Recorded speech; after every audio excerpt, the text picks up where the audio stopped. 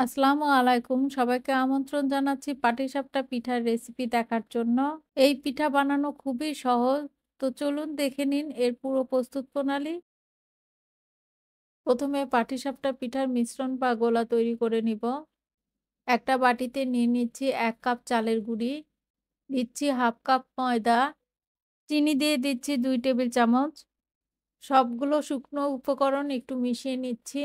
এবার এর মধ্যে দিয়ে দিচ্ছি মিহি করে কেটে নেওয়া ৪ টেবিল চামচ খেজুরের গুড়। ১ কাপ হালকা গরম পানি নিয়েছি। এই পানিটা অল্প, অল্প করে দিয়ে একটা গোলা বানিয়ে নিব। খুব ভালো করে মিশিয়ে নিয়েছি। এটা তেলের পিঠার গোলার চেয়ে একটু পাতলা হবে। এখন এটা রেস্টে রেখে দিব ১৫-২০ মিনিটের জন্য। ততক্ষণ আমি এর ভিতরে দেওয়ার জন্য পুরটা রেডি করে নিব। আজকে আমি গুঁড়া দুধ দিয়ে পুরটা তৈরি করব। প্রথমে একটা হাঁড়িতে নিয়ে নিচ্ছি 1/2 কাপ গুঁড়া দুধ। আপনারা 1/2 লিটার লিকুইড দুধ দিয়েও এই মিশ্রণটা তৈরি করতে পারেন, তবে সময়টা একটু বেশি লাগবে।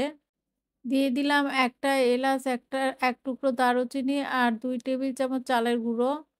দিচ্ছি 1/4 কাপ মিহি করে কেটে নেওয়া খেজুরের গুড়। এবার দিয়ে দিচ্ছি ১ চা চামচ ঘি।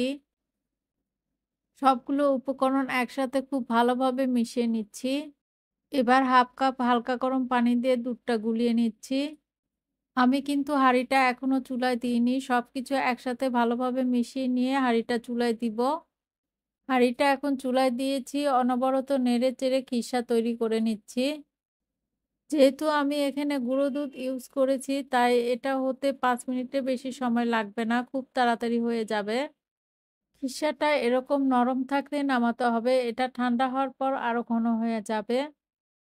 সবকিছু রেডি, এখন আমি পিঠাগুলো তৈরি করে নিব। পিঠার ভিতরে খিরসার পুর দেওয়ার সুবিধার জন্য খিরসাগুলো আমি এভাবে ভাগ, ভাগ করে রেখেছি। চুলায় একটা ফ্রাই প্যান গরম করে এর মধ্যে খুব সামান্য ঘি দিয়ে একটা ব্রাশ দিয়ে মাখিয়ে নিচ্ছি। প্রতিবার পিঠা বানানোর আগে এভাবে খুব ভালোভাবে মিশ্রণটা গুলিয়ে নিতে হবে। ভালোভাবে গুলিয়ে নিয়ে ১ চামচ মিশ্রণ আমি ফ্রাই প্যানে দিয়ে দিচ্ছি।